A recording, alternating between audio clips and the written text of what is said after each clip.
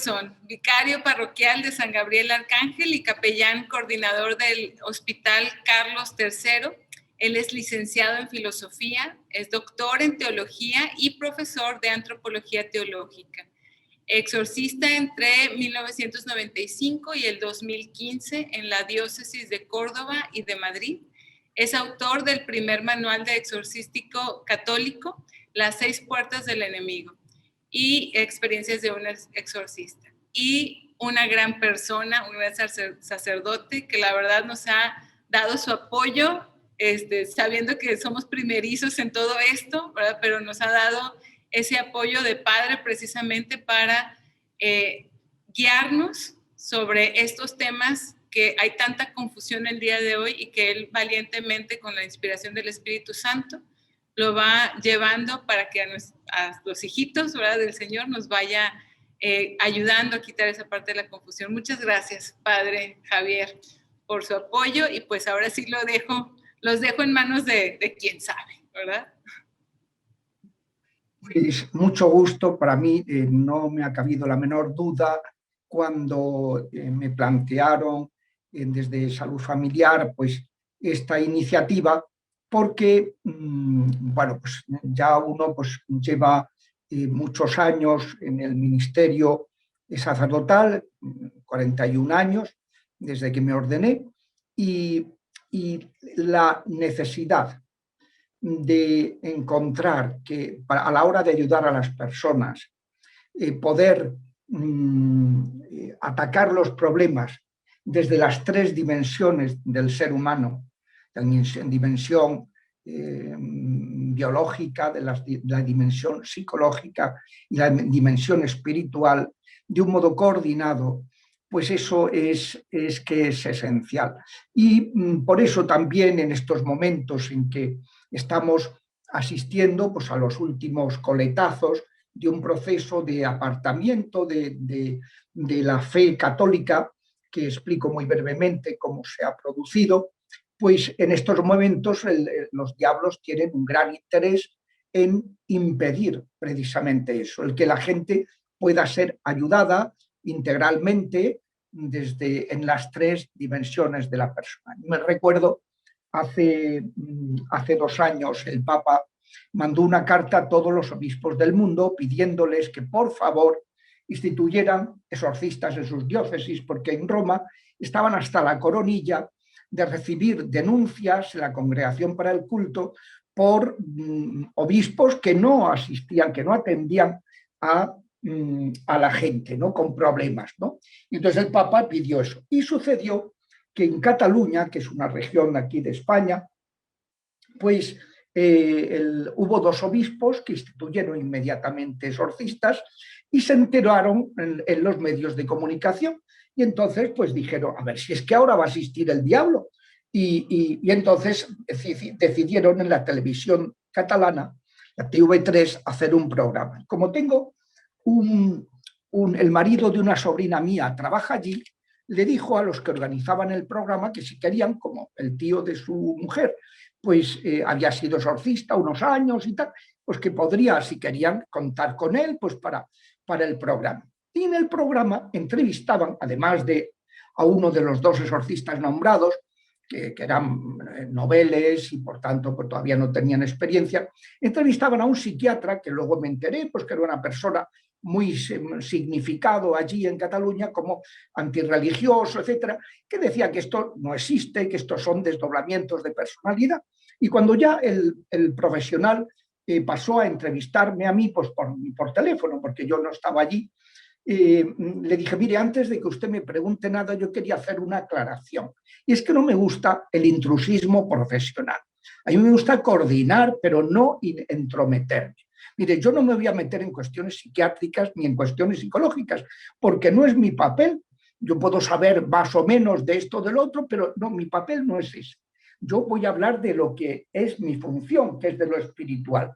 Y por eso tampoco me gusta que alguien se entrometa en un campo que ha demostrado que desconoce absolutamente, como es ese señor psiquiatra que está ahí, que está escuchándome y que ha dicho que esto es un desdoblamiento de personalidad. Vamos a ver, miren ustedes, Si una persona vomita una masa de barro tamaño calabacín por la boca, a ver, este señor cómo entiende, cómo interpreta ese desdoblamiento de personalidad.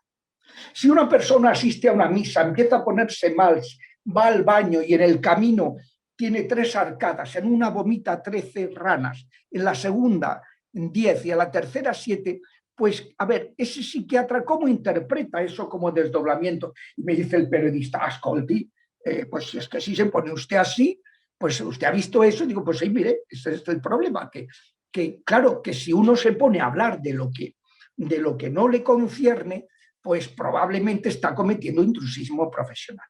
Bueno, esto es una realidad, el que se desconozcan. O sea, uno de los problemas que hay en el ámbito psicológico hoy día, pues es que como las distintas corrientes psicológicas han trabajado de forma muy alejadas unas de otras, pues las psicoterapias humanistas existenciales, la psicoterapia psicoanalítica, la psicoterapia conductual, cognitiva, conductual, psicoterapia sistémica, se han ignorado unos a otros, pues muchas veces han dejado de tener buenos resultados y se han desacreditado y han dado pie a que tome su lugar unas psicoterapias alternativas, supuestas psicoterapias alternativas, que de auténtica psicoterapia no tienen nada y que están ocasionando mucho daño. Por eso, antes de empezar un poco pues, a entrar en materia, yo quería hacer 2 aclaraciones. Una primera respecto de cómo se ha producido este fenómeno de alejamiento de la fe, de la revelación realizada por Dios, que se ha producido como consecuencia cuando la Iglesia se convierte en una religión estatal, empiezan a aparecer adherencias mundanas. Ser papa se convierte en una instancia de poder, ser obispo 3/4 de lo mismo. Y eso, aunque el Señor enseguida, a través del Espíritu, suscita el monacato como un nuevo modo de evangelizar desde la radicalidad evangélica, no dejó de ocasionar esa integración indebida de lo mundano y lo eclesiástico, pues ocasionar pues un debilitamiento de la fe en el ámbito institucional de la Iglesia, que ha dado lugar pues, ya en determinados momentos, sobre todo pues, en la época de la Guerra de las Investiduras, en el siglo XI, y luego en el siglo XIV, sobre todo, cuando ya hasta los papas dejan su diócesis y se van a Aviñón, y se producen 2 papas y hasta 3, es decir, un escándalo tremendo, y entonces empieza en Europa lo que era la cristiandad, hasta ese momento, empieza un proceso de alejamiento con el surgimiento del Renacimiento. El Renacimiento busca una renovación cultural que ya no se basa en los valores cristianos, sino en los paganos, en el mundo grecolatino.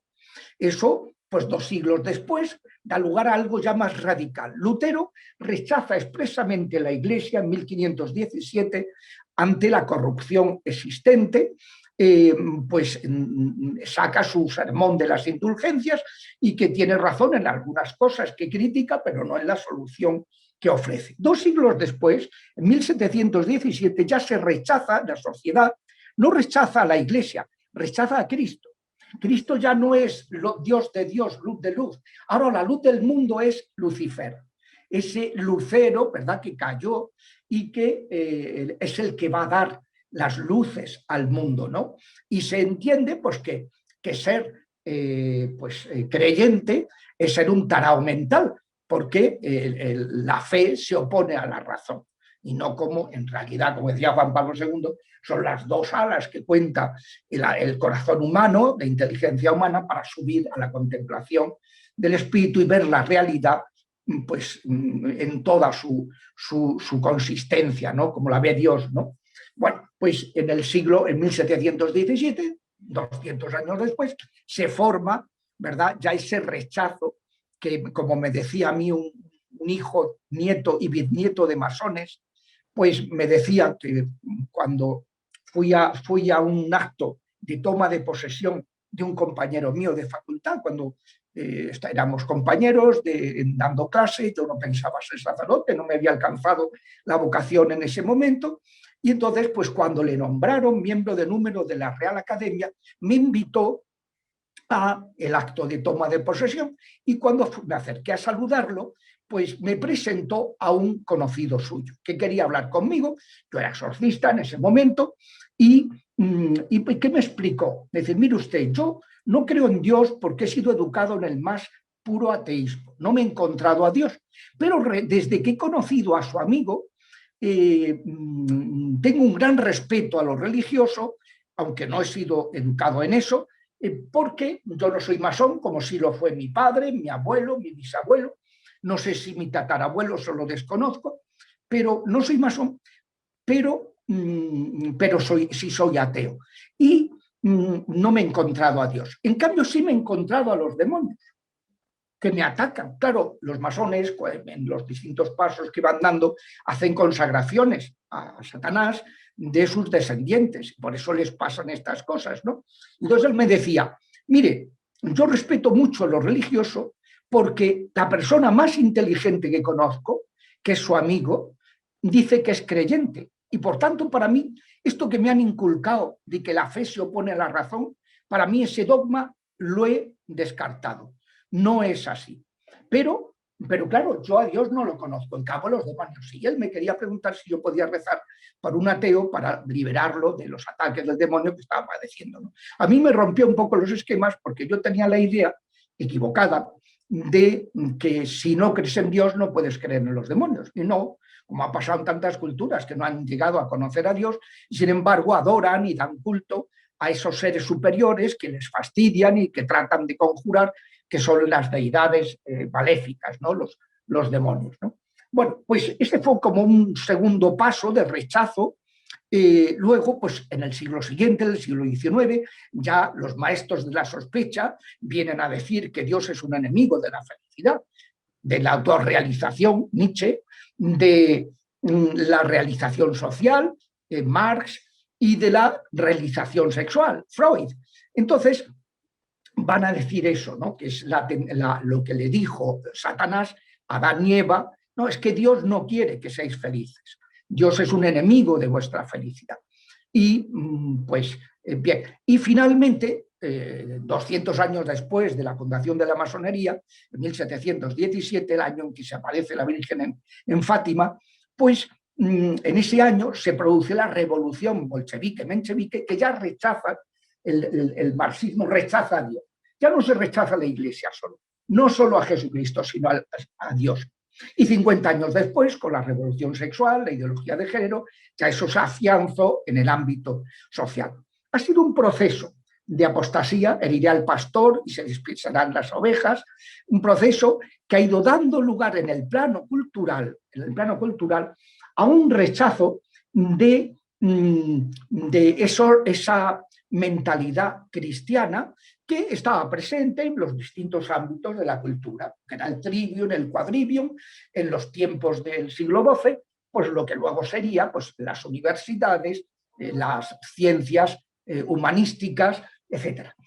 Eso se ha aprovechado, o sea, esa apostasía se ha aprovechado, claro, del mal ejemplo del apagamiento en la fe dentro de la Iglesia, de una parte de la Iglesia, porque Cristo dijo que Él estaría y por tanto la fe se ha mantenido en su Iglesia. Pero sí ha habido un apagamiento en ciertos ámbitos y que ha provocado pues, esa apostasía generalizada en la que nos encontramos en este momento.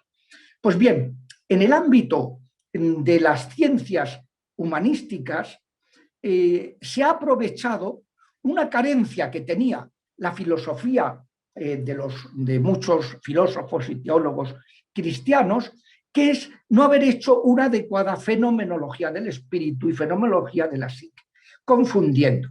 Por ejemplo, es muy frecuente pues, en los aristotélico-tomistas pues, que piensen que el ser humano es espiritual porque razona, y eso es completamente falso. La razón es un órgano cerebral, es algo mental, es la mente, es algo que tiene un sustrato orgánico y que el ser humano utiliza este cerebro de una manera distinta que los animales porque, eso sí, la inteligencia racional tiene unas maneras de funcionar en el caso humano que no tienen en el caso de los animales, porque tiene unas notas personalistas, unas notas personalistas.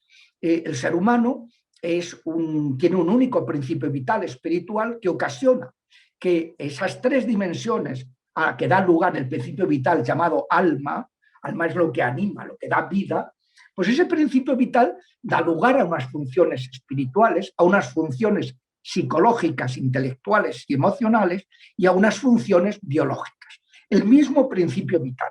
Pero esas funciones son distintas en el caso humano que en el caso de los animales. Cuando uno está enfermo, no va al veterinario, va al médico, porque nuestra biología funciona de una manera distinta que la de los animales. Lo mismo en el ámbito psicológico, la psique humana es distinta de la psique de los animales, porque está personalizada. Nosotros no tenemos instintos programados, nosotros tenemos tendencias que hay que educar. Claro, piensa en el daño tremendo que está ocasionando todo el tema de la ideología de género en los muchachos, cuando en la época en que no tienen configurada su afectividad, les dicen, tú experimenta, a ver qué es lo que te va. Y claro, al final, pues eso, como me decía ayer una psicóloga, dice, mire padre, yo estoy muy deprimida porque ya lo último que me ha llegado es la sexualidad fluido. Y digo, ¿eso qué es? Yo no lo había escuchado nunca. Y dice, pues sí, que es fluido en el sentido de que no es ni varonil, ni femenina, ni intermedio, ni nada, sino que va fluyendo y según en cada momento, dice que me ha llegado una paciente que tiene 12 años y que dice que es fluido, que su sexualidad es fluida. Claro, tienes que tener un cuidado porque, claro, en unos momentos es de una manera, otros momentos de otra, y todo porque a una criaturita que no tiene instintos no la educas y le dices que experimente a ver qué es lo que le va. Al final lo que le va es que acaba con un cacao mental monumental, ¿no? Entonces, este es el gran problema. Al no haber habido una diferenciación dentro de la tradición cristiana de lo que es el espíritu, no se ha hecho una adecuada fenomenología del espíritu. El único que hizo una fenomenología del espíritu es Hegel, y la fenomenología del espíritu que hizo es la fenomenología del espíritu caído. Yo una de las cosas que tengo intención de escribir es una fenomenología del espíritu, porque se ha hecho, pero muy mal. Muy mal, que sí, así funcionan los demonios, pero eso no es el funcionamiento del espíritu ni de Dios, ni de los ángeles bienaventurados, ni de las personas normales. Así no funciona el espíritu, no funciona en clave dialéctica, en confrontación de odio y de violencia. Esa no es la dinámica del espíritu, esa es la dinámica de los ángeles caídos, pero esa no me interesa, esa no es el verdadero espíritu. Eso es un espíritu materializado, que está enfermo, que no es... Bueno, pues al no haberse hecho una adecuada diferenciación, pues ha habido confusiones. Y claro, si tú dices que el ser humano es espiritual porque es racional, y llegan los positivistas, y llegan los materialistas, y dicen, no, hombre, dice Kant, dice Hume, dice, no, el cerebro es algo orgánico. Por tanto, se quita, si la creencia del espíritu está fundada en la razón y se demuestra que la razón es orgánica, pues entonces nos hemos cargado toda el convencimiento, el reconocimiento del ámbito del espíritu. Santo Tomás de Aquino decía que las facultades se distinguen, se conocen por sus actos y estos por sus objetos, y da una pauta metodológica para poder discernir lo que es espiritual de lo que es psicológico, de lo que es biológico. Y eso pues es muy importante, porque claro, o sea, hay que saber en qué terreno nos estamos moviendo, en qué ámbito nos estamos. Cuando no se tiene claro eso, y está esa laguna, esa fisura, se ha abierto el flanco, primero, al rechazo de la psicología con una antropología cristiana. Y segundo, se abre también cuando se produce las carencias de las distintas escuelas psicológicas desde el siglo XIX, que es cuando se desarrolla la psicología experimental más y tal, pues cuando se experimentan las carencias de estas teorías, pues se abre el terreno a la nueva era. Entonces, pues yo quería marcar esto en este ámbito porque luego ya abundaremos si nos da tiempo en distintos aspectos, pero quería presentarlo para que se entienda qué es la contaminación New Age de la psicología. Las facetas, las resonancias en el ámbito psicológico de ese movimiento de la nueva era del Acuario. Vamos a ver, la nueva era es un movimiento pseudo-espiritual, o sea, es un movimiento anticatólico. Mezcla de ocultismo esotérico, de matriz masónica, y mezcla de misticismo pagano oriental, que es como la laguna, las carencias que hay en el ámbito occidental, se vienen a rellenar con ese pseudo-misticismo oriental, que de misticismo no tiene nada, porque es lo más nihilista del mundo, como vamos a ver, y vamos a tratar de explicar. Entonces, ese movimiento tiene sus raíces en una sociedad teosófica que fundan unas mujeres en 1875. Eran espiritistas vinculadas al misticismo oriental, que decían que habían recibido unas enseñanzas de seres espirituales especiales, claro, los demonios, que ellas llaman maestros ascendidos. Siempre a los del Reiki, siempre les preguntamos, a ver, tú esos maestros ascendidos de que me hablas, ¿a quién adoran?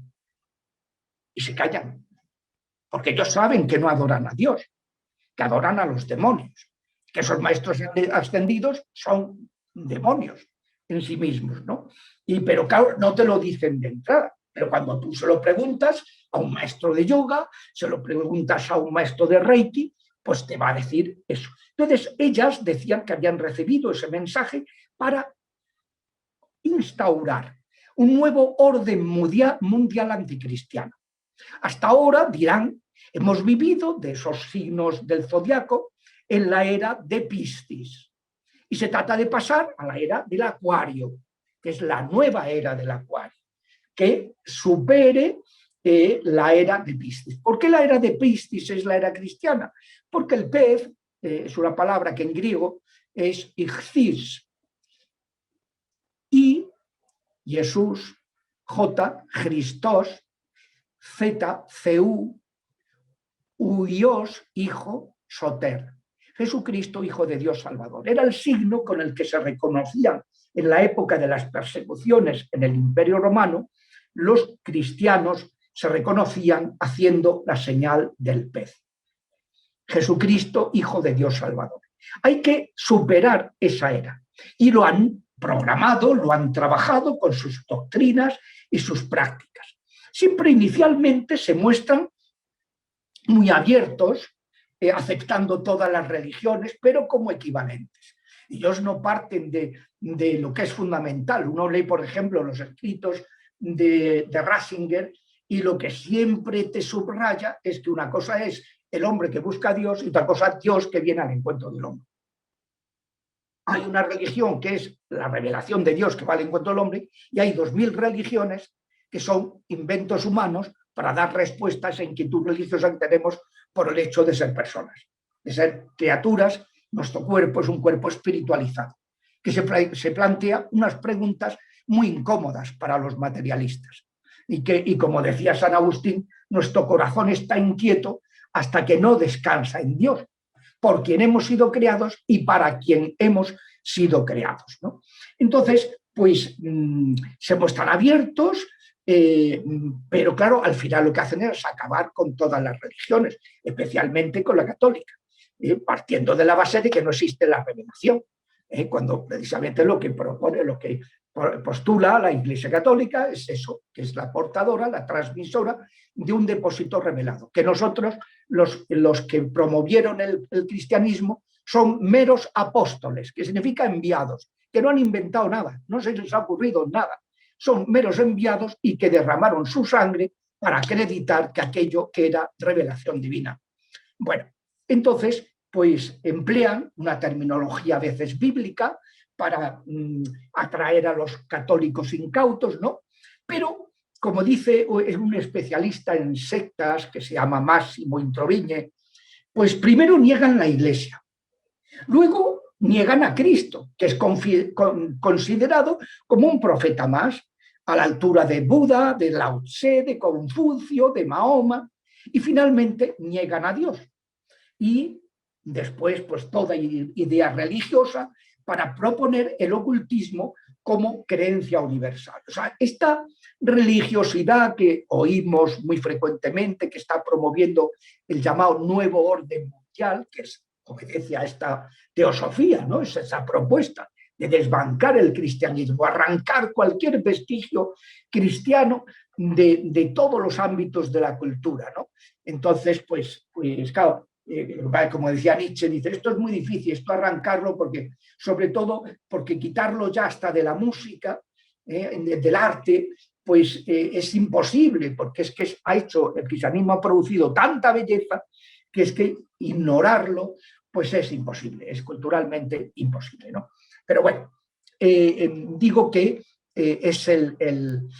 no han faltado movimientos bien intencionados que han querido compaginar en la nueva era estos movimientos orientales, estos misticismos orientales con el cristianismo, dando lugar, pues, por ejemplo, a la meditación Zen. Aquí en Madrid tenemos un sacerdote que se dedica a eso, que han sacado los obispos.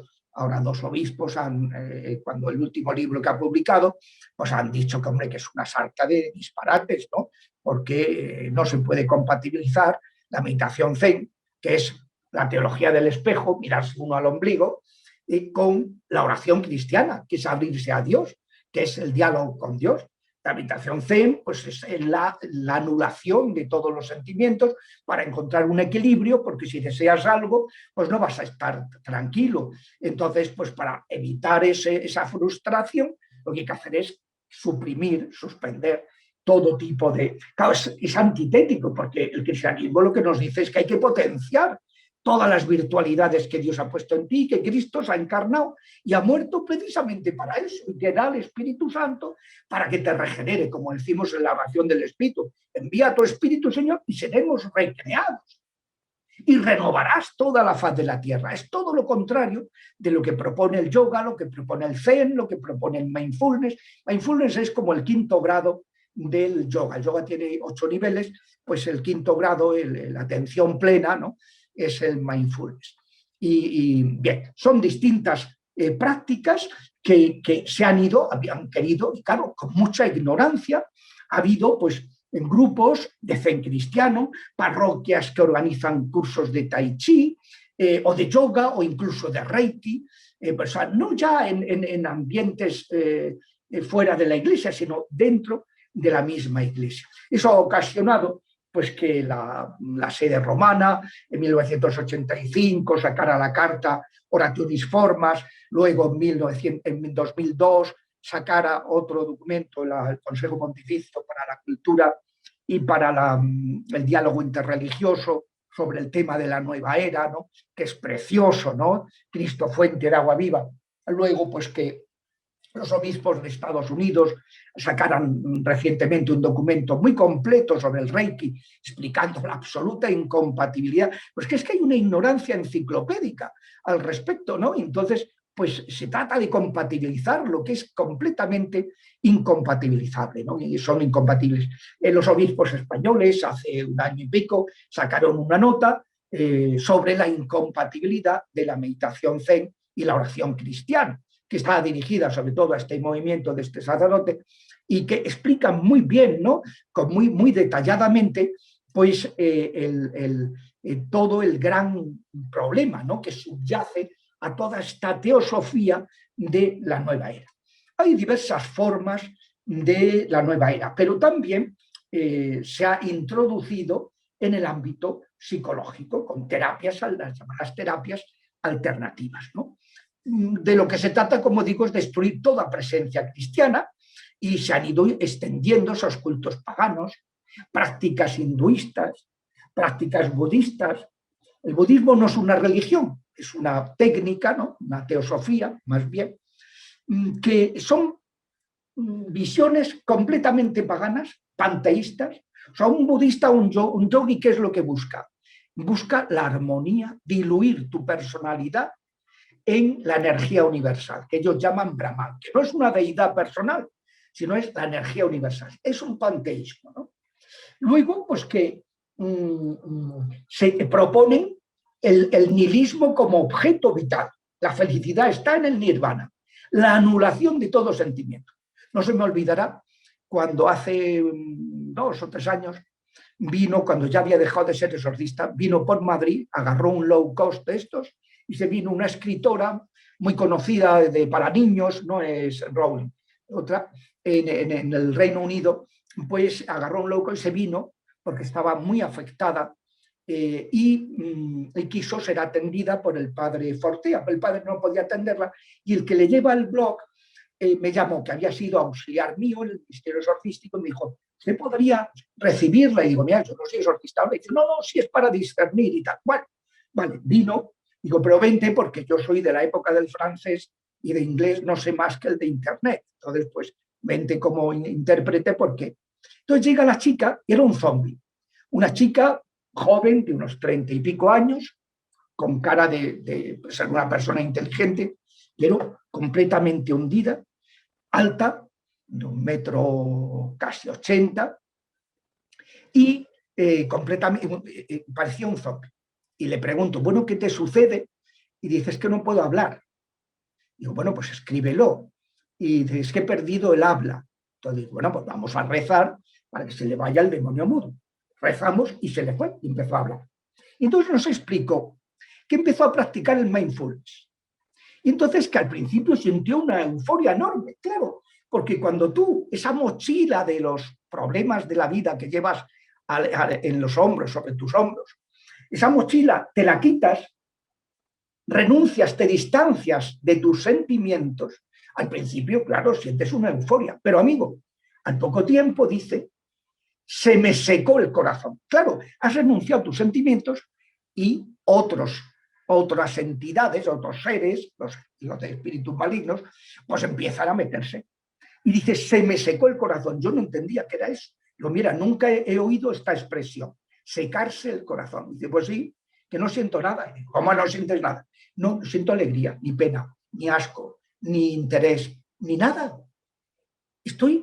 Nada, ningún sentimiento. Es que había renunciado a sus sentimientos, claro. Dice, al poco tiempo se me secó el corazón. Dice, luego se me bloqueó la mente, ya no puedo escribir y finalmente me quedé muda. Entonces, bueno, pues empezamos un poquito, la orientamos, la pusimos en contacto con un exorcista anglicano porque ella era de la comunión anglicana y entonces, gracias a Dios, pues ha ido muy bien y ahora mismo está muy liberada y tal, y muy bien atendida allí en su país. Pero todo empieza por ahí, cuando tú renuncias a ser un yo y tratas de diluirte, ¿no? Como se hace con el mindfulness, se hace con el yoga, ¿no? Y tratar de diluirte en esa energía universal, con esa actitud nihilista. Todo eso es completamente compatible, porque el cristianismo es una comunión interpersonal con las personas divinas. Entonces, no tiene nada que ver con ese panteísmo. El cristianismo es la realización recta de la personalidad de cada criatura, de cada hijo de Dios. No la anulación y la disolución en la energía universal y que desaparezcamos todos. No, eso no es el objetivo cristiano. Son completamente antitéticos, ¿no? Entonces, pues claro, eso pues se ha ido extendiendo a través de la creencia en la reencarnación. Tú dejas de ser un yo, tu cuerpo pasa a ser una prótesis, por eso te puedes reencarnar, porque si tú eres un espíritu corporeizado y espíritu y cuerpo son una única sustancia, son la misma sustancia, pues tú ya no te puedes reencarnar. Pero si tú tienes, como dice Alan Kardec, el del espiritismo, de la brujería moderna, ¿no? O dice, yendo más antiguo, Platón, o dicen, pues todos estos, ¿no? pues claro, de la ideología de género, que dice que el cuerpo es una prótesis de la persona, no un constitutivo, como explicaba la antropología del cuerpo Juan Pablo II, pues cuando eso se va perdiendo, o sea, y aparece la reencarnación, la invocación de energías, la canalización de energías a través de la imposición de las manos. ¿Qué energías son esas? ¿Quiénes son los que actúan ahí? Yo me he encontrado en el ejercicio exorcístico, hay momentos en los que, pues para someter a los demonios, les preguntas el nombre. En el nombre de Jesús, dime quién eres. Y entonces eso lo puede hacer el exorcista, el laico no. Entonces, pues ha habido veces que me ha respondido Reiki. O sea, bueno, pues algo muy serio, ¿no? El mundo. Yo me he encontrado con varios que han sido maestros de Reiki que se han encontrado con Dios, se han convertido y ahora van explicando lo que descubrieron, ¿no? Y la gravedad estoy pensando, por ejemplo, en José María Berlinde, que ahora es un abad, en Juan Sánchez, que es un naturópata y que fue maestro de yoga y maestro de Reiki.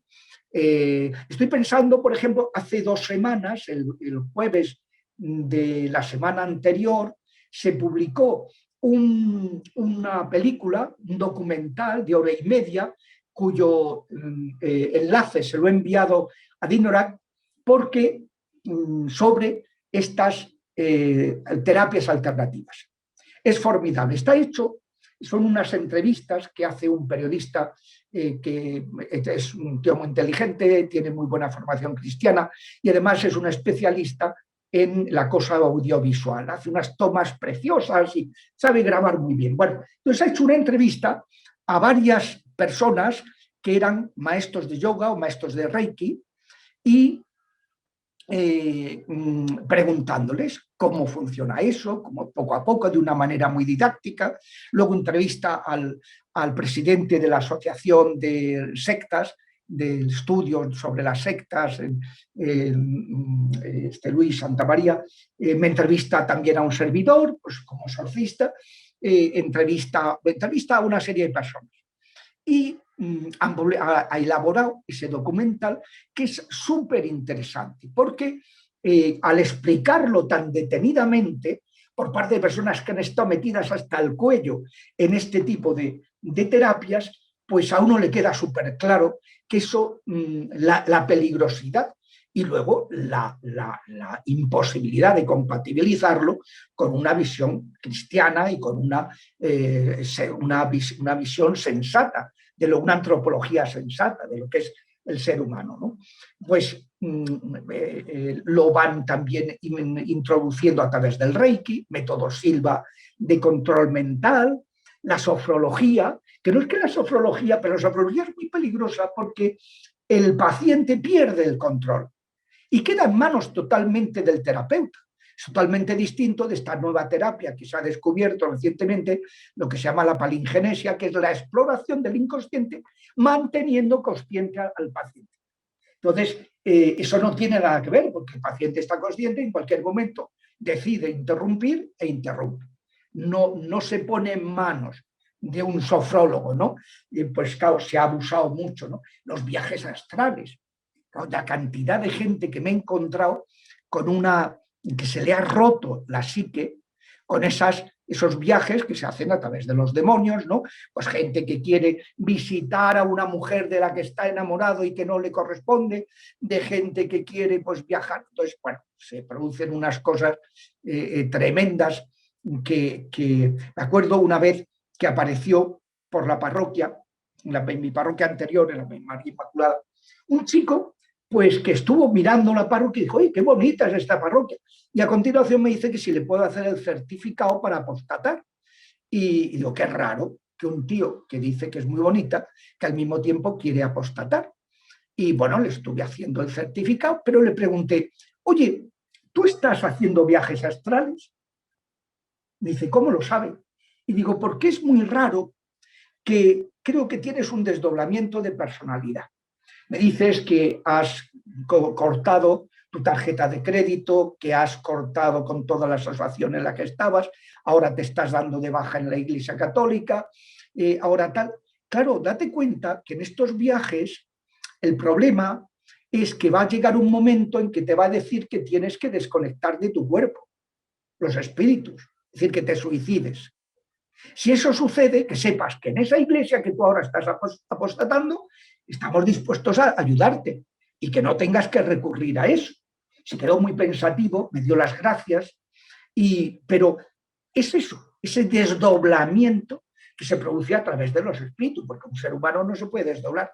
Lo que sí puedes es que los diablos te aumenten tu capacidad de percepción, con ese tipo de fenómenos, ¿no? Otro tipo de búsquedas de poderes parapsicológicos, del yoga, el eneagrama, la extensión de imágenes de deidades hinduistas o de Buda, la llamada iglesia de la cienciología, de una supuesta, una pseudo, el pendulismo, en fin, y otras muchas prácticas que han utilizado la nueva era, han penetrado en el ámbito de la literatura, en el ámbito de los cómics, por ejemplo, a través de los mangas, que son pues empiezan pues una cosa muy suave, pero acaban pues en unas cuestiones pues muy violentas, etcétera.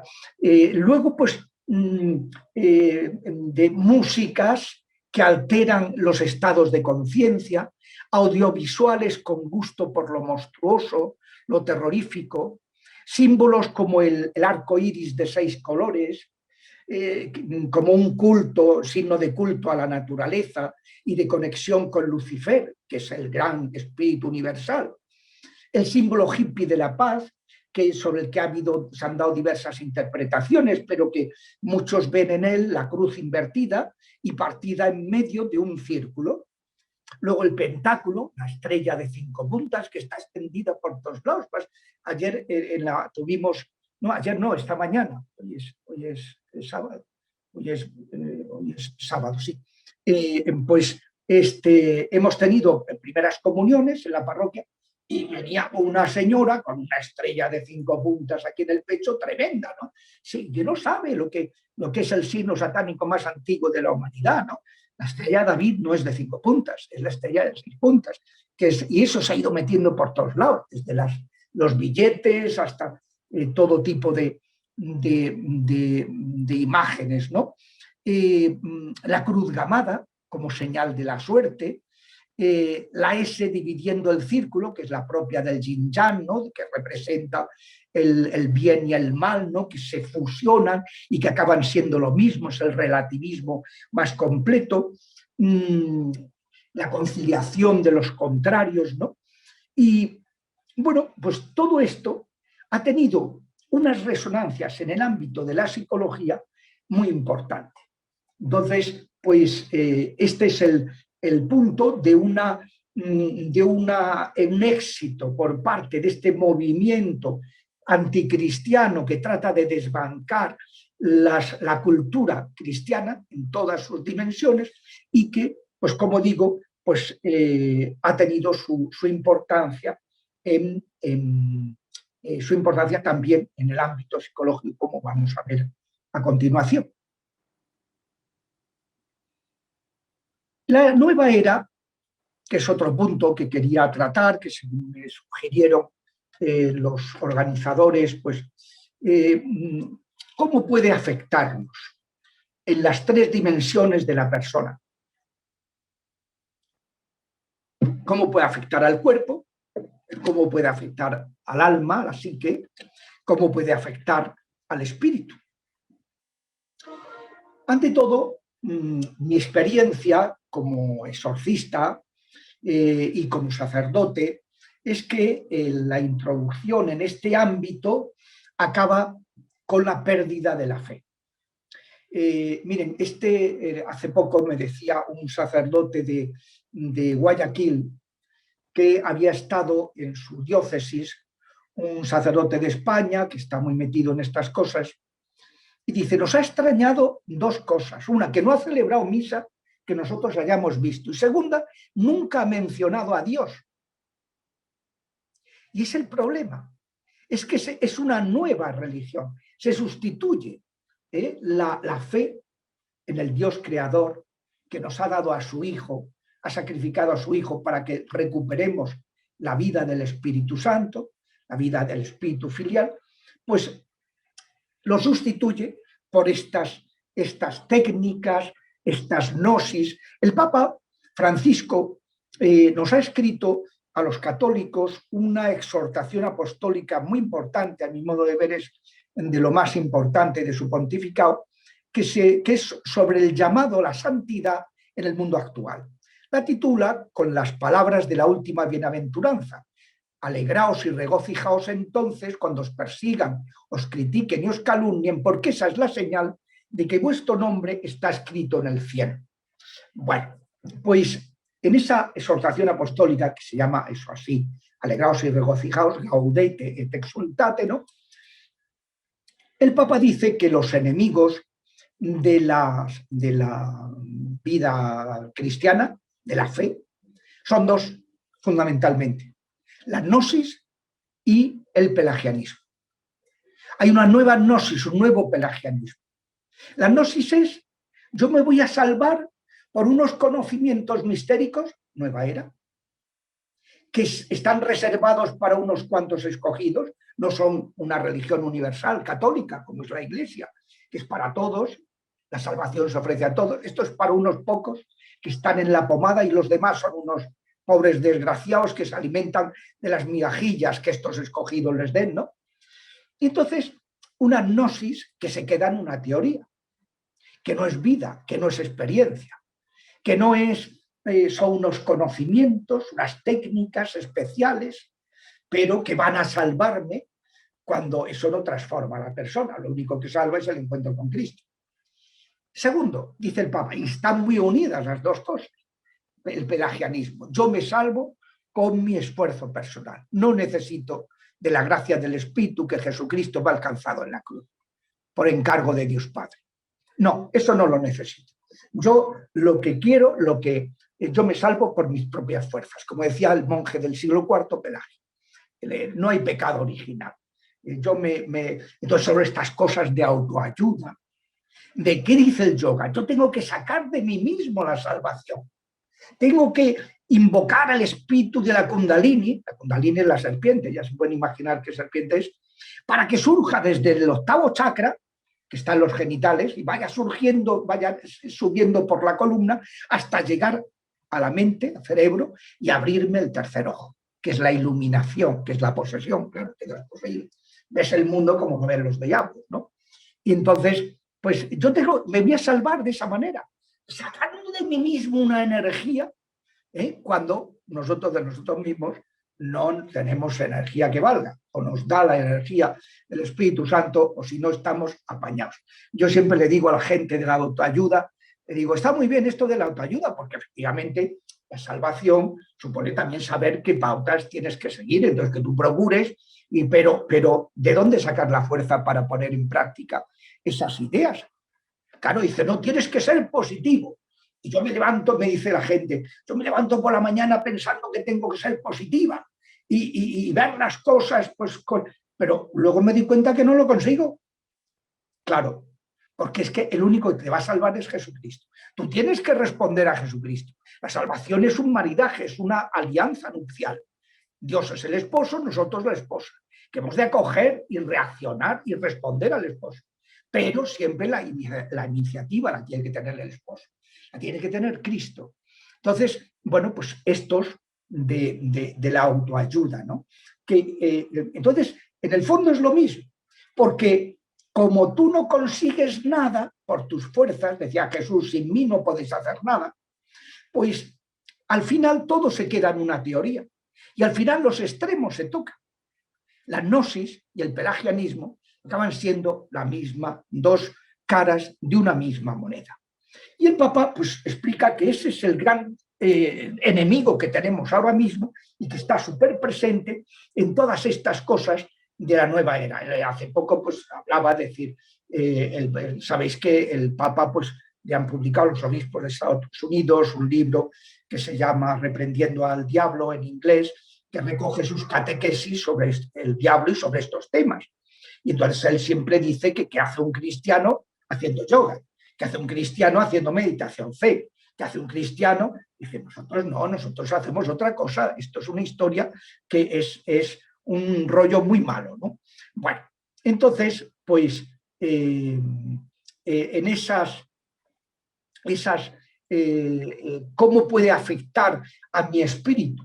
Pues que me va llevando a un pelagianismo, a una teoría pues en la que no hay un Dios personal, sino una energía en la que todo es divino, todo es la misma cosa, ese monismo del Tao, del Yin-Yang, ¿no? Que pone su centro en el hombre, subjetivismo, somos el centro no es Dios, en nuestros deseos, un relativismo moral.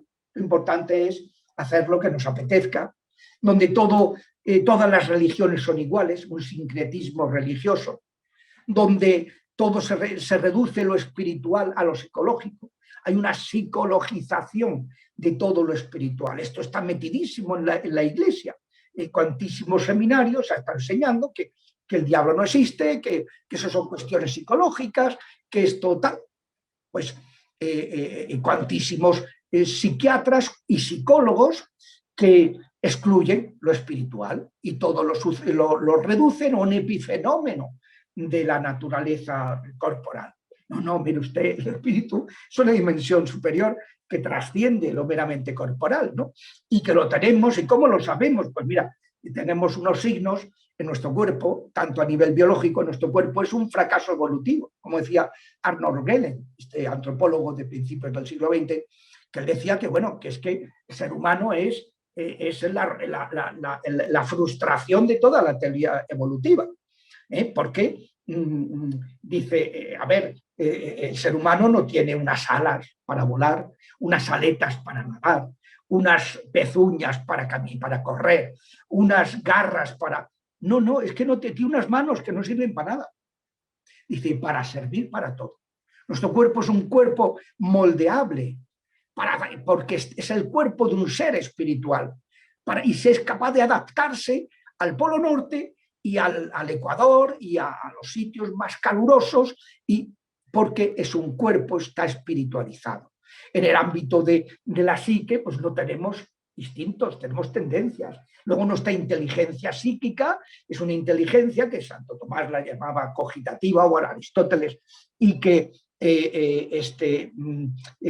para distinguirla de esa otra inteligencia de los animales, ¿no? La estimativa, que capta la utilidad, pero con una diferencia. Los humanos no se preocupan solo de su subsistencia, como le pasa a la abeja, como le pasa al perro, de la subsistencia de la especie y del individuo. No, nosotros nos interesamos por la utilidad de todos los seres. Es un interés universal. ¿Por qué? Porque nuestra razón está espiritualizada. Se descubre esa presencia del espíritu. Y también se descubre esa presencia del espíritu en nuestro cerebro, en que hacemos un uso no utilitarista, como es la sensibilidad estética. Nosotros rodeamos todo lo que acompaña las funciones vitales primarias, lo que es la alimentación, lo que es la casa, la habitación, protegerse, ¿no? Lo que es la reproducción, la procreación, pues lo acompañamos de sensibilidad estética, de arte. Uno no va a un restaurante y te ponen allí un trozo de carne. No, mire usted, uno se levanta y se va. Yo me lo emplata, me lo guisa y luego me lo emplata bien, o si no, no me lo como. Porque es que somos así, ¿no? Y de la misma manera el ser humano es el único ser que tiene interés sexual fuera de los momentos de celo. Cuando biológicamente no tiene ninguna posibilidad de procrear, sin embargo, se mantiene el interés sexual. Es el único animal de la creación que le pasa eso. ¿Por qué? Porque su interés sexual está motivado desde la afectividad. Lo que condiciona la atracción física, lo más decisivo, no es lo físico, sino el cariño. Y es lo que condiciona, como me decía cuando escribí una antropología de la sexualidad, explicando la teología del cuerpo de Juan Pablo II, el que la persona con la que corría y le iba contando los capítulos a ver si se entendían bien, me decía, ya lo he entendido, que abren la boca y se te quitan las ganas, me decía él, ¿no? O sea, que condiciona totalmente la atracción física, pues el cariño. Cariño, te puedes encontrar pues una persona pues, que tiene 80 años y que le atrae su mujer 100 veces más que cuando se casó. ¿Por qué? Porque ha madurado sexualmente, porque han crecido en esa comunión interpersonal profundísima, que es un proceso verdaderamente matrimonial, ¿no? Entonces, pues eso, nosotros tenemos la sensibilidad estética, que como decía Kant, es un interés no utilitario, es un interés que no busca la utilidad, como si lo busca la ciencia, la razón, los intereses. Entonces, bueno, pues son signos personalistas, el no tener instintos, sino tendencias que hay que educar, signos personalistas de tener una psique, un cerebro, pues que está espiritualizado. Pero luego además es que tenemos unas actividades espirituales. El espíritu es inmortal y eso permite en el plano intelectivo contemplar la realidad en su relación, su dependencia trascendental, ver la realidad como una expresión del amor que Dios nos tiene. Eso lo puede captar, eso es lo que se llama la contemplación.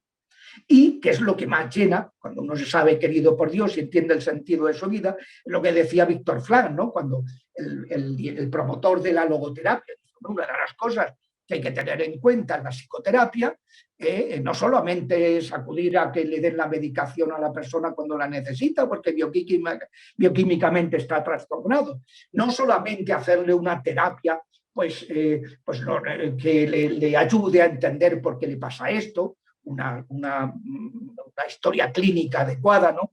No como la que hizo el psicoanálisis, con un prejuicio que todo tiene un origen sexual. No, la sexualidad claro que influye en todo, pero no todo tiene un origen sexual, por eso cayó muy en desprestigio el psicoanálisis, cuando puede ser usado y puede, todo lo que sea, hacer una historia clínica es importantísimo. Si uno se queda nada más que en terapias cognitivo-conductuales, es decir, bueno, mira, te voy a dar unas pautas de entendimiento para que tu metaconsciente, tu mentalidad, pues pueda procesar los acontecimientos de una manera diferente a como te han inculcado, que te han machacado al inculcarte estas ideas, ¿no? O darle unas pautas de conducta para que si tú tienes una agresividad la proyectes de una manera que no sea destructiva ni contigo, ni sea autolesiva, ni sea heterolesiva, ¿no?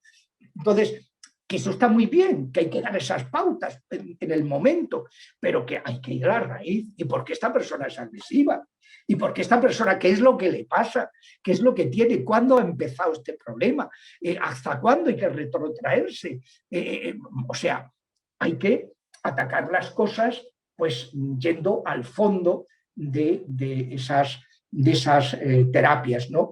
Entonces, bueno, pues digo que estamos en una situación pues en que es importantísimo darle a la gente también el sentido, que decía Víctor Frank, ¿no? Sentido, el espíritu, entender el dolor, sentido del dolor, entender este fin de semana, ¿no? Nos plantea precisamente que Dios no es el origen de la muerte ni de la enfermedad, y se lo endosamos, le acusamos de lo que no es, cuando eso es origen del diablo, dice el libro de la sabiduría, la primera lectura de la misa de mañana. Bueno, pues la terapia por el sentido, por el logos, por el entender para quién soy, de dónde vengo, a dónde voy, eso lo puede percibir, es nuestra inteligencia espiritual.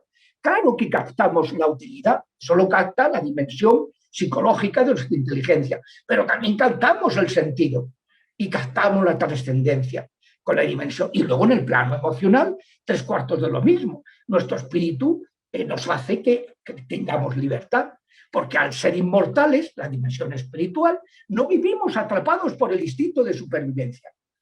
Y entonces el impulso de supervivencia, que en el caso humano no son instintos, no vivimos atrapados por eso, trascendemos eso. Y por eso yo puedo trascender, transcandere, que es atravesar, y escándere, subir, elevarme, amando, desinteresadamente. Es lo que se llama la caritas, la jaritas, de haris haritos, gratis, la gratuidad, que los cristianos llamamos caridad, el amor gratuito, es el amor del espíritu. Los otros tres amores, el amor familiar es el amor a mis orígenes, el amor de amistad es el amor de afinidad, el amor matrimonial es un amor de complementariedad, pero está el amor desinteresado, el amor del espíritu, que ha de penetrar los otros tres amores, porque si no se pierden, como decía Benedicto, se pierden en el camino. Cuando Eros no se encuentra a Ágape o a Cáritas, se pierde en el camino, ¿no?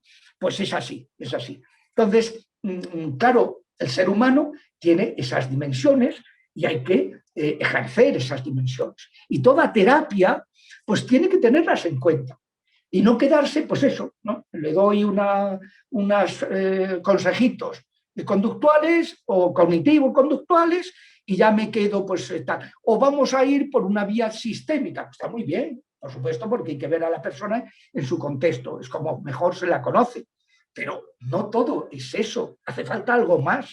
Hay que tener, claro, una psicoterapia cristiana obedece a una antropología diferente, una antropología integral. Eso sí que es holístico. Ahora que todos los de nueva era hablan de cosas holísticas y tal, que es holístico en sentido negativo, de querer que lo que es material lo interprete todo, la totalidad del universo. No, no, no, no, no. Holístico significa integral. Tener en cuenta la totalidad de las dimensiones de la persona y no hacer un reduccionismo a una de sus dimensiones. Todo psicologizarlo, todo que es. El Papa en el discurso todos los años va al dicasterio del Foro Interno, que es la penitenciaría apostólica, organiza un congreso todos los años sobre la conciencia. Y entonces en el año 17 el Papa, el discurso que les dio, pues dice, mirad, el defecto más frecuente en que incurren los sacerdotes en materia de liberación es que porque encuentren una carencia psicológica o psiquiátrica, descartar que haya una afección espiritual preternatural. Eso es de los errores de bulto más gordos que pueden cometerse. ¿Por qué? Dice, porque muchas veces van juntos. Porque resulta que los diablos son perezosos y aprovechan la fragilidad de la persona para atacarle además espiritualmente. Y otras veces provocan con esas perturbaciones espirituales el descentramiento y el desquiciamiento de la persona, que puede acabar pues, con unos trastornos psiquiátricos o al menos psicológicos importantes, ¿no? Con unas obsesiones, con unas importantes. Dice, no, no, no, hay que atacarlo integralmente. Habrá que la persona enviarlo a un psiquiatra que tenga una antropología cristiana. Si necesita una psicoterapia, porque tiene unas actitudes erróneas, porque ha sufrido síndrome de Estocolmo, lo han estado maltratando y se culpabiliza y necesita un psicoterapeuta adecuado, pues sea un psicoterapeuta con una antropología cristiana, porque es que si no, destrozas al interesado. Y luego además que no dejar de emplear el remedio espiritual, que es siempre el más importante. El mejor médico, el mejor psicoterapeuta y el mejor psiquiatra del universo es Jesucristo. Este fin de semana se ve el pasaje de esta mujer hemorroísa y luego de la muerte de la hija de Jairo y como el Señor cura. Porque él, como dice Isaías, él ha cargado con nuestras enfermedades. Ha sido enviado al mundo como Jesús, que significa Dios de salud. Dios no es Dios de muertos, es Dios de vivos. Entonces, pues el Señor viene en ese sentido a ayudarnos, ¿no? También influye, no solamente te puede llevar a perder la fe, como de hecho yo me he encontrado cantidad de personas que al final ya no creen en Dios, creen en técnicas de autoayuda, de tal, y tienen un cacao mental monumental, pues también puede influir en el ámbito del psicosoma. La cantidad de personas con infestaciones diabólicas por haber practicado estas cosas de nueva era es impresionante con los que me he encontrado. Y miren que estoy hablando de haber atendido pues muchos miles de casos los años en los que he ejercido el ministerio exorcístico, pues he podido atender pues, muchos miles.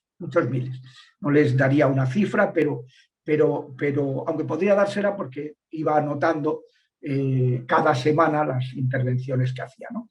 Pero, pues, y es que es el punto. Esto es algo que abre puertas. Abre puertas. Miren, hay 6 puertas que utilizan los diablos para atacar preternaturalmente. La acción normal, la natural, es el pecado, es tentar, la tentación, y es la enfermedad y la muerte. Pero cuando pueden, cuando les abrimos puertas, ellos atacan por 6 caminos. Uno es el pecado grave, que es la puerta más importante. El segundo es el ocultismo, el tercero el rencor. Y luego hay 3 puertas de las que no tenemos culpa. Los hechizos recibidos, las heridas de seno materno y heridas emocionales a lo largo de la vida por parte de gente tóxica y maltratadora, depredadores emocionales y finalmente las herencias ancestrales. Pues bien, la segunda puerta es esta, es el ocultismo. Y parte de esoterismo, en el mundo de la nueva era hay muchísimo de esoterismo. Y puede dar lugar, pues eso, a que en lugares haya infestaciones, que en objetos haya infestaciones, o en plantas y animales haya infestaciones, porque el dueño se dedica a cosas de estas. Luego puede dar lugar a vejaciones diabólicas, a opresiones o influencias diabólicas, a obsesiones diabólicas o incluso a posesiones, como ya les he dicho, que me he encontrado en el ejercicio del ministerio exorcístico. Un claro ejemplo, ¿verdad?, es lo que sucede con el yoga. Es una práctica muy peligrosa. De hecho, las indicaciones del curso que se entrega en el nivel 3 a los seguidores, se advierte que si el fuego sube demasiado fácil o rápidamente a lo largo de la columna, el sujeto puede o bien quedar poseído por un espíritu o bien enloquecer. Eso lo dice el cuadernito que le entregan a los seguidores. Porque, claro, y las otras prácticas tampoco son inocuas, ¿eh? Como les he dicho, que me ha pasado con el Reiki, me ha pasado con el Mindfulness, y yo recomiendo siempre a este respecto, aparte de este documental que ya he mencionado y que la directora tiene ya el enlace, se lo he mandado por Telegram hace unos minutos, antes de empezar mi charla, pues aparte de eso, también recomiendo que se vea un documental que hicieron unos estadounidenses, está traducido al español, que se llama Los dioses de la nueva era, que son los yogis, los dioses de la nueva era. Es impresionante, porque claro, los van entrevistando a ellos y ellos se ríen, dicen, los occidentales se creen que estos son unas posturas de relajación y unos ejercicios para respirar mejor, porque para recuperarte de la COVID, ¿no? Dice, no, de eso nada. Esto es una religión, esto son invocaciones. Cada postura que tú pones es una deidad hinduista a la que tú estás invocando implícitamente y a veces explícitamente. A veces los mismos maestros ya llevan a hacer invocaciones explícitas. También he mencionado, pues, por ejemplo, de Fray Joseph María Berlinde, que fue adepto a la meditación trascendental y hoy es prior en un monasterio, o terapeutas, ¿verdad? Pues como por ejemplo Juan Sánchez, uno pone en YouTube, pone Juan Sánchez, asalto al cielo, es su testimonio en una actividad en una parroquia de Madrid, de la provincia de Madrid, de la diócesis de Getafe, que la actividad se llama Asalto al cielo, y donde él da su testimonio y explica, son vídeos muy ilustrativos, que junto con el que acabo de mencionar, pues también tienen su interés. ¿Cómo discernir? Era otra de las preguntas que me hacían, si una técnica psicológica es de nueva era. Bueno, hemos hablado ya de los principios filosófico-teosóficos que inspiran la nueva era. Entonces, lo que haría sería enumerar iniciativas pseudocientíficas que están contaminadas por esos errores. Parapsicología. Muchas veces detrás de esto hay cosas totalmente esotéricas. Canalizadores de energías.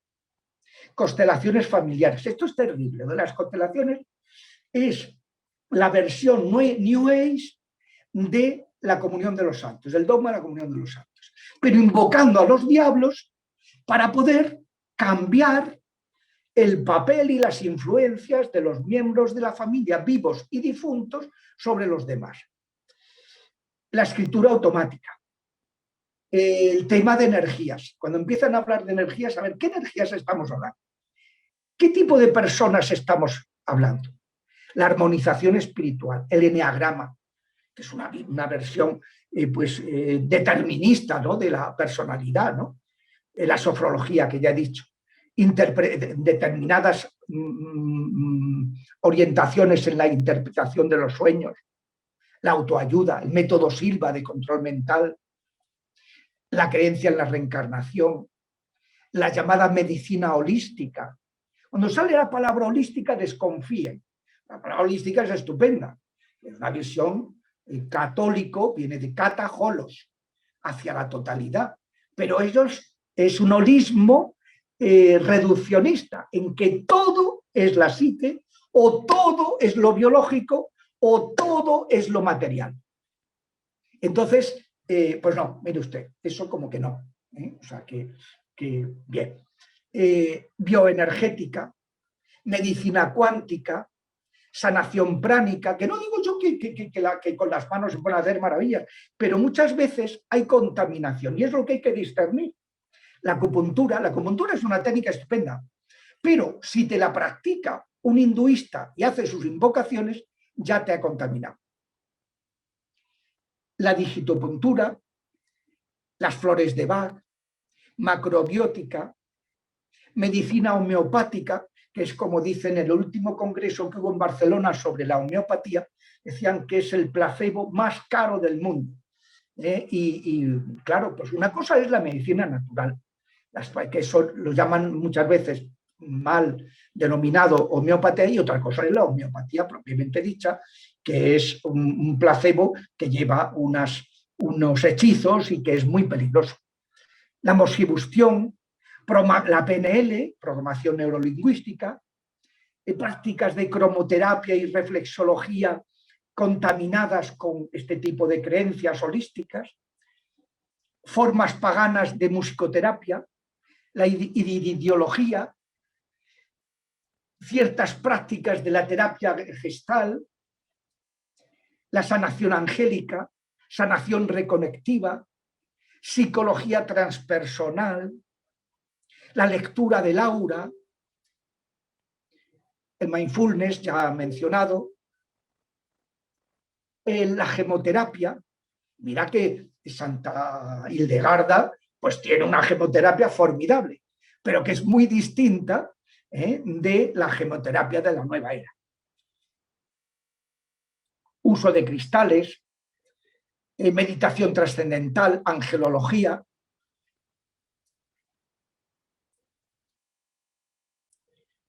Sincretismo, Feng Shui,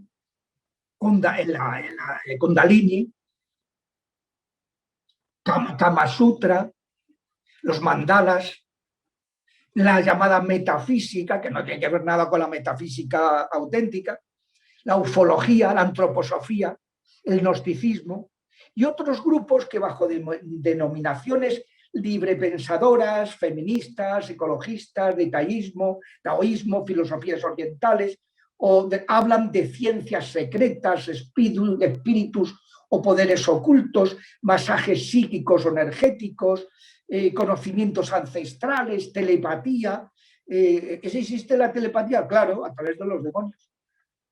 Viajes astrales, percepción extrasensorial, son todo fenómenos que existen cuando se cuenta y se invoca a los diablos.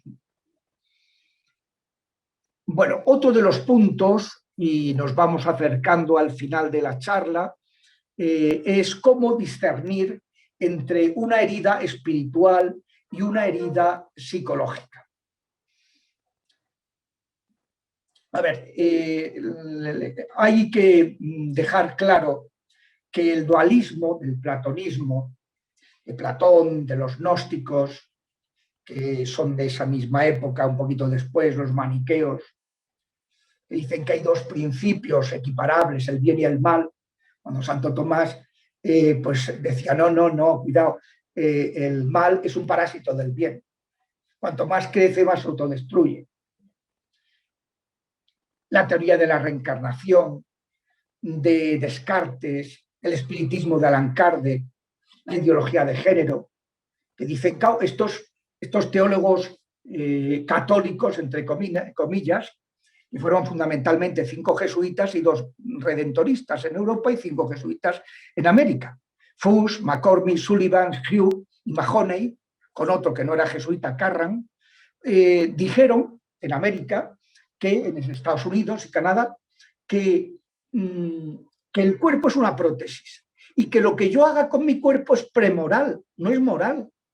Y que lo importante es la opción fundamental, que lo importante es la moral de actitudes, que diría luego este redentorista español que tanto se extendió por América sus libros, que ha prohibido la sede romana el uso de sus libros, es el padre Marciano Vidal, que el conjunto con otro redentorista, el padre Gering en Centro Europa, fueron promoviendo esa misma teología y que introdujeron dentro de la Iglesia la ideología de género en los años 50, 60, 70.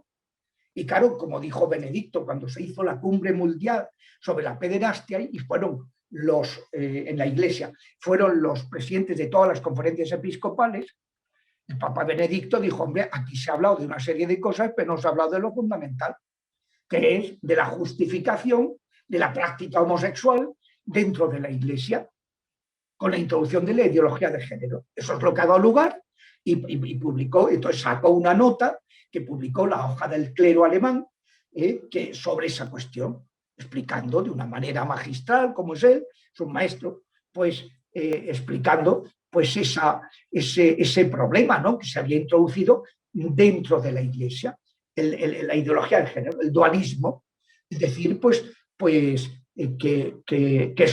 el cuerpo es una prótesis. Es la gran calamidad de la cultura moderna, que es Descartes. Descartes yo creo que es lo más calamitoso que nos ha podido pasar. Pienso, luego existo. Y entonces los afectos no tienen relevancia personal. Entonces el mundo del inconsciente no tiene relevancia personal. Entonces lo que ha sucedido durante la gestación no influye en mi personalidad. Cuando hoy día precisamente el tema estrella, ¿no?, la materia estrella de la neurología pediátrica es precisamente las heridas del seno materno. Eso no tiene relevancia. El mundo del subconsciente no tiene relevancia. El mundo de los afectos no tiene relevancia. Que lo único que tiene relevancia es la razón. Como dice, hay un radiólogo que es el iniciador de la palingenesia y dice que el ser humano es como una sandía, que la razón es la corteza, que eso se tira y lo que te comes es lo de dentro, en la parte roja, la parte mollar, ¿no? Bueno, creo que es una exageración, pero indudablemente es una reivindicación y una crítica a Descartes tremenda, ¿no?, porque es el gran daño que se ha podido hacer. Claro, si pienso luego existo, pues un bebé no tiene relevancia personal. Una persona en coma te la puedes cargar, como el tema de la eutanasia. O sea, no tiene relevancia porque la dignidad personal viene solo del ejercicio de la razón. Por lo tanto, cuando estoy durmiendo, pues no tengo ninguna relevancia personal. Mire usted, como que no, no tiene mucho. Bien, pues la enseñanza cristiana se opone a ese dualismo frontalmente, porque lo que dice, y es una de los dogmas, ¿verdad?, de nuestra fe, es que la unidad de espíritu-cuerpo en el ser humano es sustancial, configuran una única sustancia, que ni es un espíritu unido a un cuerpo, sino un espíritu corporeizado, que es distinto del de los ángeles, y un cuerpo espiritualizado, que es distinto de los animales, como he explicado hace un momento, que tiene unas unas peculiaridades personalistas, espiritualistas, que no existen en el mundo meramente animal. Esto pues, lo ha definido el Concilio II de Orange en el año 529, el Lateranense IV en 1215, Concilio de Vienne en 1312 y más recientemente el Concilio Vaticano II, Legado et Spes, el número 14, donde explica esa unidad sustancial que forma parte de la antropología cristiana, que es inexcusable, es imprescindible, ¿no? Entonces, pues digo que esa confusión que se hace entre lo racional y lo espiritual, y luego la reducción de lo espiritual a lo racional y a lo psicológico, pues uno de los grandes errores, ¿verdad?, que están muy presentes en muchas psicologías, muchas corrientes psicológicas, ¿no?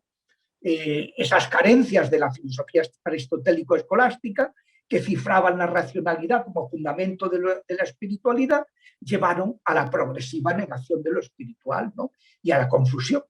Entonces, es verdad, como hemos dicho antes, que la ciencia y el arte son signos del espíritu, pero no son actividades espirituales, sino actividades racionales, personalistas, espiritualistas, pero del cuerpo, no de nuestra dimensión espiritual. La contemplación sí que es espiritual, la libertad sí que es espiritual. Francisco advierte siempre del error de descartar que el dualismo, ¿no? O se trata de una cosa espiritual, entonces lo atiende el exorcista o el sacerdote que haga liberación o diácono, liberación o sanación, o es un tema psicológico, psiquiátrico. No, mire usted, el hombre es una unidad y todos los problemas pueden repercutir en los distintos ámbitos de la persona. Las cuestiones biológicas pueden ocasionar actitudes negativas y eso dar lugar pues, a una persona muy metida en sí misma, muy egoísta, muy tal, o muy negativa, muy desconfiada, muy pesimista, ¿no?, en el plano espiritual, y viceversa. Actitudes espirituales pueden tener repercusiones gravísimas en el ámbito de la psique o en el ámbito de lo fisiológico, ¿no?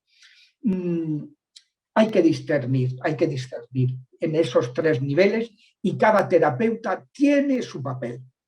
Y la postura cristiana es integrar, sin entrometerse en el terreno de los demás, sin excluir los otros órdenes. Y negar y excluir que esto pueda existir, que esto pueda haber... No, mire usted, hay que ser a personas que reconocen la realidad. Y si tú pues te encuentras, como me decía un psiquiatra que me trajo a una paciente, que luego la estuve tratando, y le digo, ¿y tú por qué me traes a usted por qué me trae? Porque yo no le conocía en ese momento, ahora sí nos tuteamos. ¿Por qué me traes a esta chica? Y dice, pues mira, mire usted, porque el otro día en mi consulta la enfermera salió zumbando, muerta de miedo, porque resulta que le digo, ¿qué tengo en la mano? Y me describió el objeto que tenía, que él ya desconocía absolutamente, y porque las cosas que decía, pues son completamente inexplicables, ¿no? Y las posturas además que adoptaba, etcétera, pues que parecía que se iba a partir en dos su columna y no le pasaba nada, o sea, completamente inexplicable, ¿no? Digo, hombre, visto así, porque, claro, entonces estuvimos rezando y cuando rezamos me preguntó después, bueno, ¿qué opina usted? Y, bueno, antes de rezar, me dijo, ¿qué opina usted? Y le dijo, hombre, puede ser que haya. Y me dijo, hombre, no se precipite usted, porque a ver si va a... Y dijo, bueno, perdón, tal, bueno, vamos a ver qué pasa. Estuvimos rezando y fue una oración terrible, unas manifestaciones tremendas. Y entonces, cuando acabó, me pregunta, bueno, ¿qué opina usted? Y digo, ahora te vas a enterar tú. Y le dije, pues, mire, yo creo que hay que ser muy cautos, hay que mirar a ver, porque esto no vaya a ser que sea sugestión, que se haya sugestionado la persona, que tal. Y me dice, qué vergüenza, que ahora ya los curas ni creen. Es que usted no se da cuenta de lo que ha visto, lo que hemos visto. ¿Cómo puede dudar de eso? Y dijo, bueno, pues porque antes me has dicho que me había precipitado ante los fenómenos que me habías descrito y ahora que los hemos visto, pues ahora te quejas de que no te lo reconozco de momento, ¿no? A veces los psiquiatras son así, ¿no? Que son muy, muy suyos y entonces hay que, pero es fundamental que haya una integración, que haya una cooperación, que cada uno en su casa, pero Dios es la de todos, y todos respetando a los demás y reconociendo y discerniendo, porque, como dice Santo Tomás, las facultades se reconocen por sus actos y estos por sus objetos. Hay que ver cuál es el objeto de este fenómeno, en qué consiste, si es algo que puede tener una componente, un origen espiritual o no. Finalmente, el último punto que me sugirieron los de sanación familiar, pues es el punto de la psicología, una psicología católica. En realidad no es que exista una psicología católica, porque psicologías hay muchas, se pueden enfocar adecuadamente o no. Lo que sí existe es una antropología cristiana, católica, unos principios antropológicos que deben enmarcar todo discernimiento psiquiátrico psicológico, que deben enmarcar, por supuesto, el discernimiento espiritual, pero esos principios hay que tenerlos muy claros para luego poder discernir y poder, pues, actuar de una manera sensata y una manera integradora, contando con la ayuda que pueda prestar cada especialista desde su ámbito. Dios, los principios estos antropológicos podrían resumirse en los siguientes. Dios nos ha creado como una unidad de cuerpo y de espíritu. Como decía Juan Pablo II, somos un espíritu corporeizado que necesita del cuerpo, que no se comunica sino a través del cuerpo. No es como los ángeles. Los ángeles conocen lo que está pasando aquí, allí en Monterrey, en Argentina y en Nueva Zelanda, porque no tienen el límite del cuerpo. Nosotros sí. Y nosotros ni podemos actuar si no es a través de nuestro cuerpo, ni podemos informarnos si no es a través de nuestro cuerpo. Somos un espíritu corporizado. Y nuestro cuerpo está espiritualizado. Como decíamos, tiene unas notas personalistas. Siempre le digo a la gente, por ejemplo, en el ámbito de la sexualidad, pues las notas personalistas son, primero, que nuestra sexualidad no es distintiva. Hay que educarla, tiene unas orientaciones naturales, pero que hay que enseñárselas a la gente y mostrárselas, porque si no acaban, pues eso, en la sexualidad fluida, que decíamos antes, ¿no? Segundo, nuestra sexualidad tiene una tensión nupcial.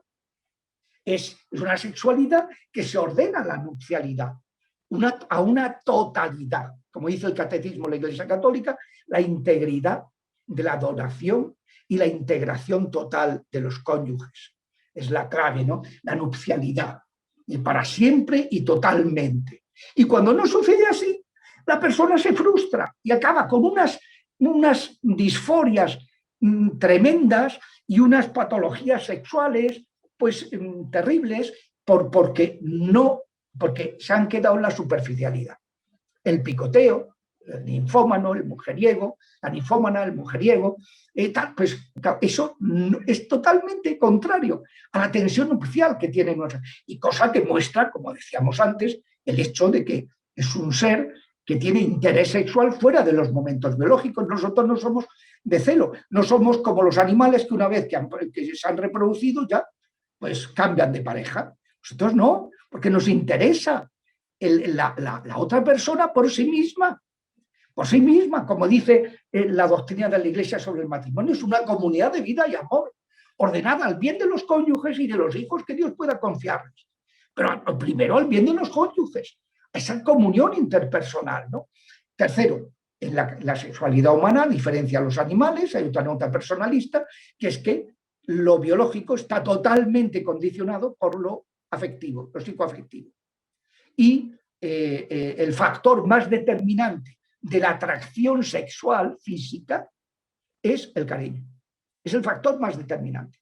Y el factor más determinante del bloqueo sexual es la falta de confianza, la falta de respeto y la falta de cariño. La gente se bloquea completamente. Dice, no, tengo que ir a un sexólogo que me enseñe no sé qué, o vamos a ver no sé qué pornografía, a ver si ahí aprendemos. No, no, estás muy equivocado. No es ese el camino. Porque es que la sexualidad humana tiene una nota personalista que, a diferencia de los animales, que el interés afectivo no existe más que en los momentos de celo, pues es justamente al contrario. Luego, en el caso humano, además, hay una dimensión asexual de nuestra masculinidad y feminidad, que es la amistad y es esa paternidad o maternidad solidaria. Hemos sido creados para amar y, de hecho, la felicidad del cielo no incluye el ejercicio de la sexualidad, sí de nuestra masculinidad o feminidad, pero no de la sexualidad misma. Entonces, pues, ¿qué significa? Que yo aprendo a ser varón o mujer en un ámbito asexual, donde los intereses sexuales no existen, o al menos no deben existir, que es la familia. Y segundo, he de madurar como varón y mujer en ese ámbito familiar y luego el ámbito de la amistad. Si no maduro, si tengo problemas familiares o problemas relacionales, luego voy a tener un problema con mi cónyuge o para establecer una relación interpersonal. Lo voy a tener seguro, porque en la forja de nuestra masculinidad y nuestra feminidad se forja primero en el ámbito de los intereses no sexuales y luego la plenitud del amor humano, que es en el cielo, no incluye la sexualidad, como dijo Jesucristo. En el cielo ni se casarán ni dejarán de casarse. Serán como ángeles de Dios, como ángeles de Dios. Es decir, que queda su afectividad ya plenamente espiritualizada dentro de la condición masculina o femenina. Será totalmente distinto un varón de una mujer, pero ya no con el interés del matrimonial. Ese interés desaparece en la plenitud humana. Y finalmente, la quinta nota personalista es que, como la causa de esas 4 características personalistas es la presencia del espíritu, de que nuestro principio vital es espiritual, pues cuando una persona no tiene una madurez espiritual, tampoco consigue una madurez sexual, una madurez afectiva. Y por eso, claro, yo siempre le digo a los psiquiatras, a los psicólogos, como no cuentes con la madurez espiritual, con la vida espiritual de la persona, estás apañado. No vas a conseguir curar a esa persona. Porque la causa de que uno pueda educar su afectividad, de que uno pueda profundizar en la nupcialidad, segundo, de que uno pueda enriquecer su vida sexual con un cariño que no tiene límites, así como el cuerpo va en declive, la parte biológica, en cambio el afecto no tiene límites, no tiene límites. Al contrario, va creciendo y además hace que físicamente el cónyuge cada día te atraiga más, aunque se haya muy mayor, pero hay un enamoramiento que suple la fragilidad biológica. Yo siempre cuento lo que me pasó una vez cuando estaba en Córdoba con un señor que, después de confesarse, me dijo: padre, ¿usted cree que yo soy raro? Y yo lo miré y dije: fulano, ¿tú raro de qué? Si eres el tío más normal. Tenía 81 años, más normal que conoce. Dice: pues mire, sí, le voy a explicar. Mire, hay que aclarar que Córdoba es una ciudad donde hay mucha sangre árabe y las mujeres son muy bellas.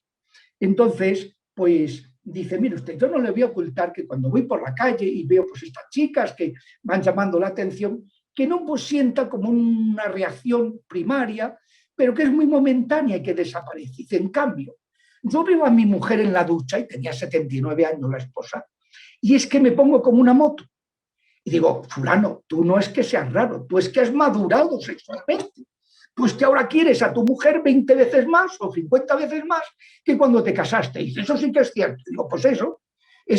Y entonces el declive biológico se ha visto compensado y desbordado por un crecimiento afectivo inmenso. Entonces, ¿tú qué vas a ser raro? Lo que eres es un tío maduro, que te puedes sentir raro, porque hoy día hay mucha gente que se han frustrado sexualmente, y eso, o sea, sin la maduración espiritual es imposible que una persona pueda madurar en esos 4 aspectos. Por eso siempre le digo a la gente que, a la hora de discernir, que se fijen si A-M-A-R, amar. La atracción espontánea, vale, psíquica y física, pero luego la rectitud espiritual, no religiosa, que hay gente muy farisea, que tienen mucho golpe de pecho, pero luego ni aman a Dios ni aman al prójimo. No, rectitud espiritual, atracción espontánea y luego madurez psicosexual y afinidad psicosexual. Son las 4 notas para discernir. Claro, pues ya digo que eso se da en el caso de los humanos. Juan Pablo II solía subrayar que no somos 2 sustancias diferentes, como dice Descartes y Platón y los de la reencarnación y los espiritistas, sino 2 dimensiones de una única naturaleza que es a la vez espiritual y corpórea. Esto lo explica en el número 19 de su carta a las familias Gratissiman Sane del 2 de febrero, el día de la Candelaria, el día de la presentación del Señor, de la Sagrada Familia, presentará al Señor, del año 94. Hay que tener muy presente esta unión sustancial de espíritu y cuerpo, pues que explica que los problemas en cualquiera de las 3 dimensiones pueda tener resonancias en los restantes y que haga falta contar con especialistas en los otros ámbitos.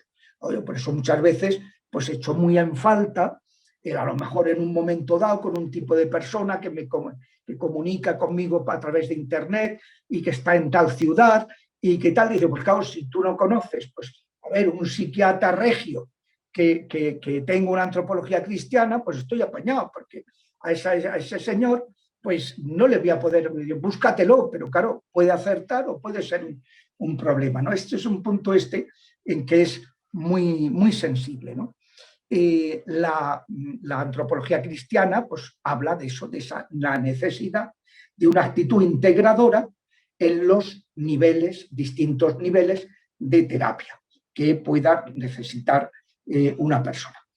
Entonces, bueno, examinando el panorama actual de la psicología, se advierte que ha habido logros, pero que se les ha sacado muy poco partido a cosas que podrían dar mucho más juego, porque en unos casos las escuelas no tienen en cuenta a las demás, las ignoran y las desprecian, en esa arrogancia autosuficiente absurda del que tiene que saber que hay que complementarse.